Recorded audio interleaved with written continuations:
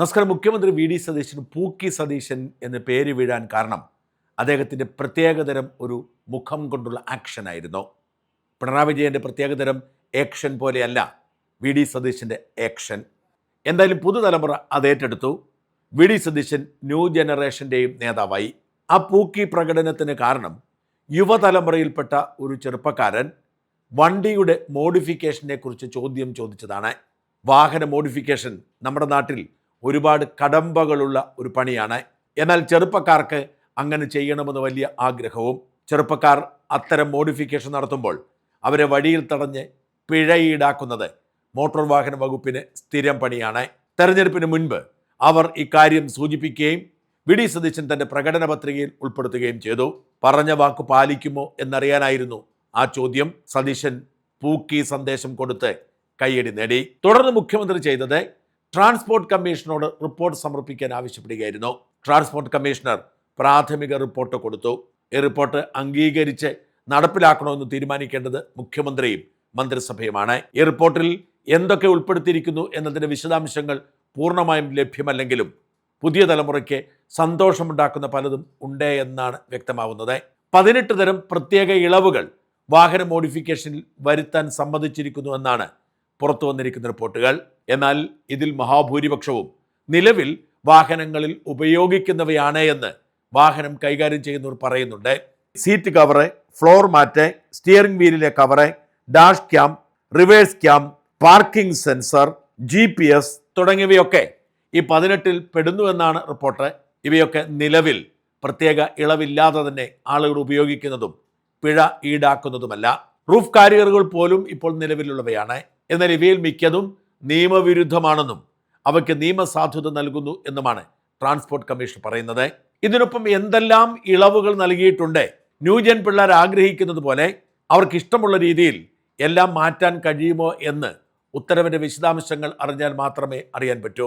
ഉദാഹരണത്തിന് അവർ ആഗ്രഹിക്കുന്നത് നല്ല ശബ്ദമുള്ള ഹോണാണ്. വ്യത്യസ്ത രീതിയിൽ വ്യത്യസ്ത ശബ്ദമുണ്ടാക്കുന്ന ഹോണാണ്. അതിന് അനുമതി ഉണ്ടോ എന്ന് ഇപ്പോഴും വ്യക്തമല്ല. എന്നാൽ നിറം മാറാൻ അനുവദിച്ചിട്ടുണ്ട്.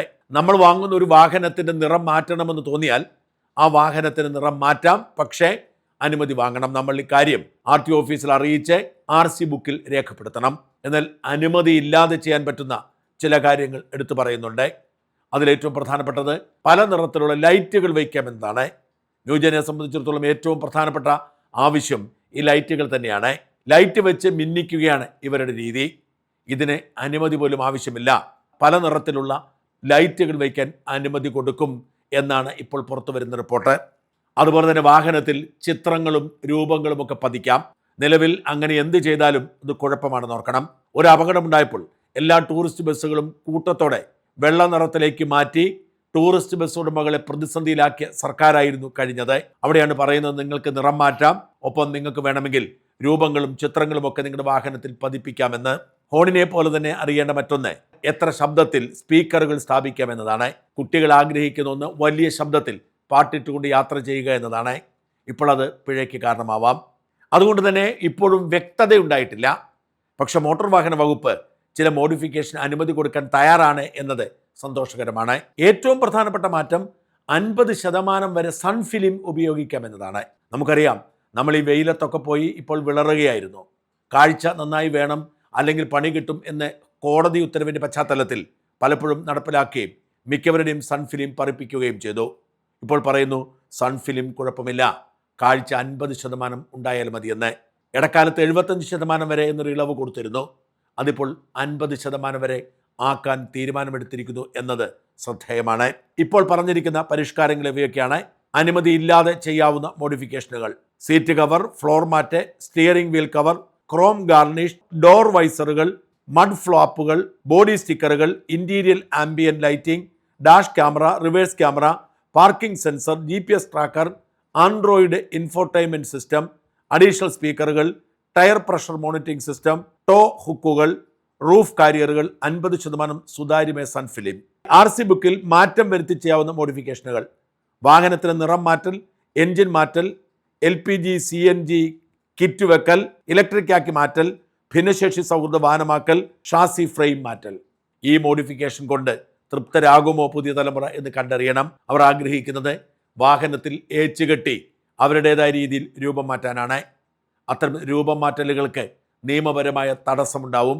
അതുപോലെ തന്നെ ഇലക്ട്രിക് വർക്കുകളിൽ മോഡിഫിക്കേഷൻ വരുത്തണമെങ്കിലും അനുമതിയുടെ ആവശ്യമുണ്ടാവും. വണ്ടിയുടെ സുരക്ഷയെ ബാധിക്കുന്നതാണിത്.